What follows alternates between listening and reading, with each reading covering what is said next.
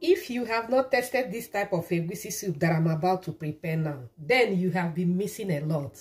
Hi my beauties, welcome back to my channel. It's me, Lady C, and I'm back with another banger. Yes, today we'll be making Egwusi soup with lumps. Yes, you heard me. Not the other type of lumps, so okay, but before we do that, I will show you all the ingredients that I'm using. I have goat meat here, stock fish, and dry fish. What I do is that I soak my dry fish and stock fish overnight because I don't have a pressure pot. But if you have a pressure pot, you can just cook it along with your beef. I have iru, I have mackerel, I have pomo, that is cow skin. I have the oga here, Egwusi, blended Egwusi. For those who do not know what Egwusi is, this is Egwusi. This is how it looks like before I blend them. Frozen vegetable. I'm using spinach. This is the type that I love to use. So whenever I come across it, I buy them in large quantities. Wash, cut, and freeze them. So if you have fresh one, just use one ball onion, sweet paprika, crayfish, scotch bonnet, 2 seasoning cubes, red oil. To start with, I'm going to season my meat. What I do each time I buy pomo or cow skins, that I pre-cook them, freeze them, and use it whenever I want to use them. So I will not be adding them along with the meat right now because they are already cooked. I will cook the meat and the fish first before adding the pomo. Salt. We add half of the chopped onion. I always blend my pepper mix rough because I love to see my pepper come alive on the Egwusi soup. It gives Egwusi soup that appetizing look. To prepare the Egwusi, we need to make a paste with the Egwusi. This is lukewarm water, not hot water. You add water gradually till you get the consistency you want, the way it should look. Not too thick and not too watering as well. This is exactly what we want. I noticed that the fish is done, but the beef are still strong. So I'm going to take out the fish because I don't want them to pieces inside the soup. Cover and continue cooking the beef. It's still very strong. So the meat is fully cooked now. Now I will add the cow skin, pomo, stock fish and dry fish, iru. I forgot to say this. You can as well use ogilibo to make Egwusi soup or dawa pepper mix. Use my blender with a little water. Stir. Little water.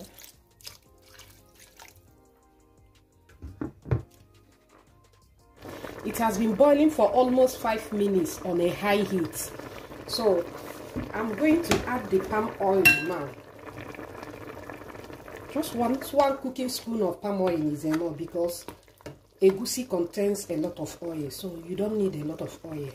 I will cover and allow this to boil for about 5 minutes on a high heat. Boiling for about 5 minutes on a high heat, it's time to add the Egwusi paste.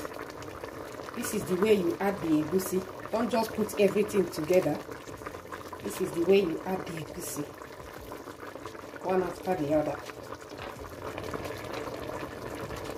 After adding the Egwusi, do not stir the soup, please, because this is where the lumps will form. Okay, just cover and start cooking on a low heat, please, on a low heat, because Egwusi soup can easily get burnt.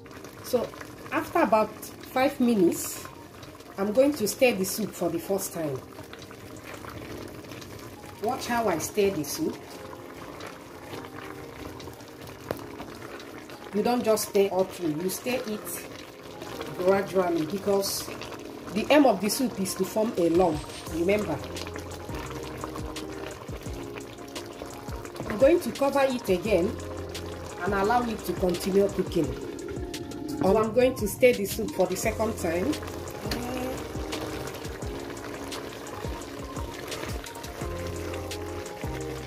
To know if the Egwusi is done, just take one of the lumps, cut it with another spoon.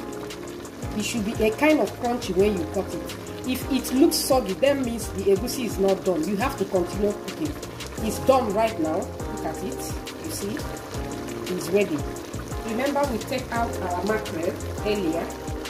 I will add it back. Add the vegetable. If you are using bitter leaf, this is the time to add it. I'm using spinach.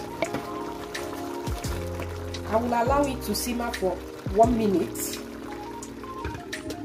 Then after 1 minute, I will stir.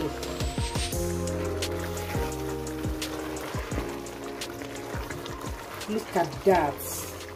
Guys, can you look at the face of this soup? It was the exact soup the caterer prepared during my wedding, but with onugbo, not with vegetable. I mean, not with vegetable. Taste for salt. Add salt if necessary. Be careful whenever you are making any Nigerian soup.